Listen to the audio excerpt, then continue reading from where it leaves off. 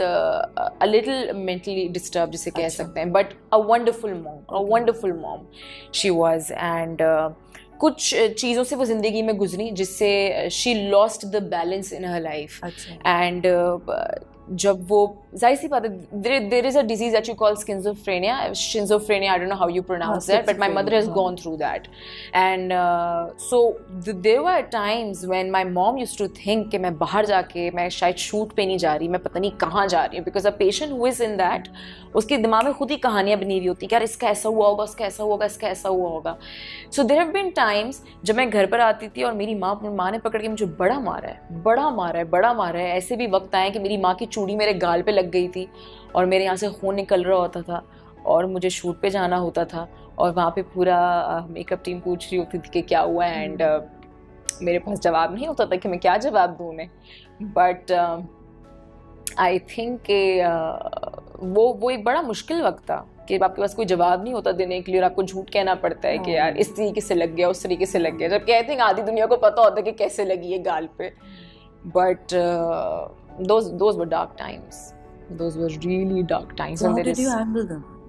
How I handled them, I was going through extreme stress, extreme depression. But कितनी उम्र क्या थी इस वक्त? 16-17 साल.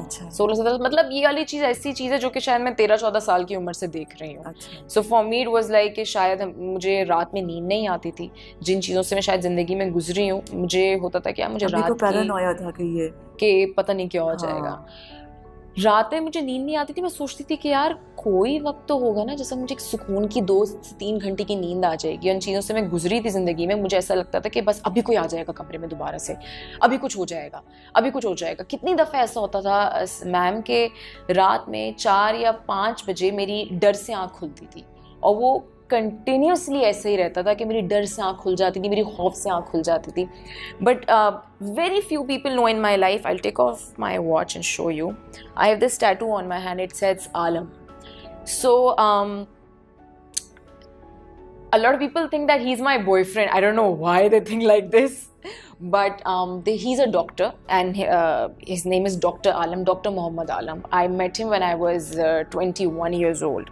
So he is the one who actually took me out of stress. He is the one who actually took me out of depression. It's a long story. किस तरह से निकाला, कैसे निकाला, किस तरह से उन्होंने मुझे बातें सिखाई कि इसको इस तरह से हैंडल करना, इसको इस तरह से हैंडल करना. So उस वक्त अब्बू और भाई कहाँ थे? I was the one who was going through stress and depression. तो मेरी तबीयत बहुत ज़्यादा ख़राब होना शुरू हो गई थी. तबीयत as in my fitness was going on a very low level. तो वहाँ मुझे एहसास हो गया था कि यार the max I can do, मैंने वो सब करके देख लिया. मैंने कहा लेकिन ये हो नहीं पा रहा और इस जगह को सही रखने के लिए मेरा सही होना, सही जगह पे स्टैंड करना बहुत. उस वक्त अब्बू और भाई जिस तकलीफ से गुजर रहे थे जी, तो वो सपोर्ट सिस्टम नहीं बना आपका? वो सपोर्ट सिस्टम नहीं था मैम, क्योंकि जब लड़की को घर का चूल्हा भी चलाना पड़े तो बहुत हद तक हाथ पीछे ले लिए जाते हैं. और उसके अंदर मैं किसी का कसूर नहीं ठहराऊंगी because obviously it made me a stronger person. कभी कभार कहा जाता है कि हालात से समझौता कर लिया जाए, कहा जाता है कि यार कॉम्प्रोमाइज़ करें, लेकिन मैं कहती हूँ कि जब ज़िंदगी इतनी छोटी है तो क्यों कॉम्प्रोमाइज़ करूँ मैं. A lot of people kind of say कि हिना अल्ताफ तो oh God such कुछ ज़्यादा ही कॉन्फिडेंस के अंदर ओवर कॉन्फिडेंस जो हमारी एक सोसाइटी में बोला जाता है. मुझे लगता है कि अगर शायद लड़की को कॉन्फिडेंस ना दिया जाए तो वो जी नहीं सकती, वो जिंदा नहीं रह सकती. मुझे बेसिकली ये कहा जाता था कि कॉम्प्रोमाइज कर लो, चलो कोई बात नहीं, but I think a girl should take a stand in life. Compromise तो stand to what? You knew your mother was unwell. आपकी अम्मी की तबीयत तो ठीक नहीं थी. बिल्कुल ठीक नहीं उनको थी. तो डॉक्टर चाहिए था. उनको डॉक्टर चाहिए था और डॉक्टर ने कहा था कि the disease is not curable anymore.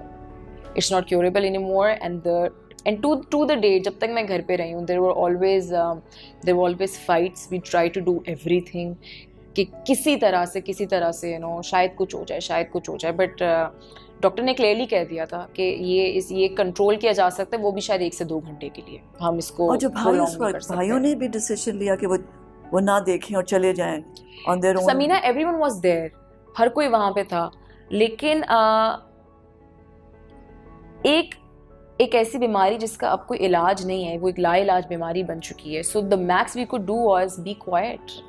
The max we could do was have patience in life. So this is the max we could do. आपको कैसा लगेगा समीना जब आप अपने कमरे में अपनी माँ को बैठा हुआ देख रहे हो 5-5, 6-6 घंटे तक, और आपकी माँ जागी हुई हो, उसको नींद ना आ रही हो, दीवारों से बातें कर रही हो, जागी हुई हो, हाउ वुड यू फील?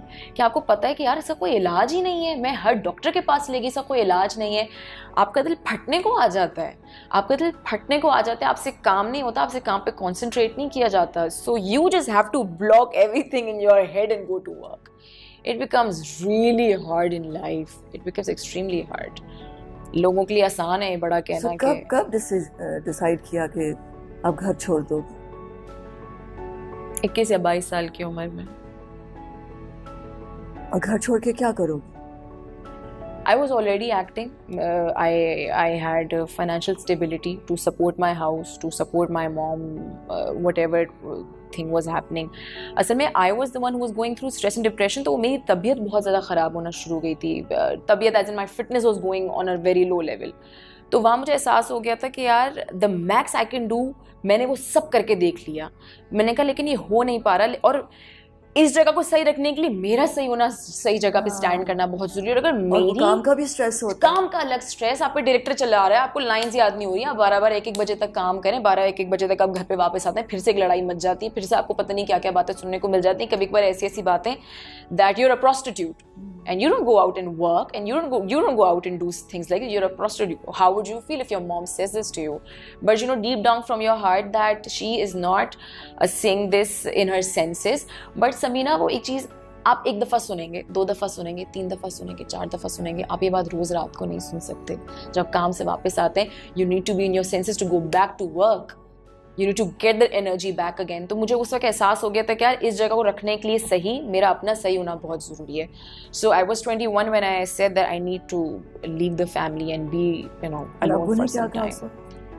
लड़ाई फड्डा एक बवाल मचाता घर पे कि you know you have to get back to home and I'll call the police and this will happen. I'm not saying that my father is an evil man. He was an amazing father.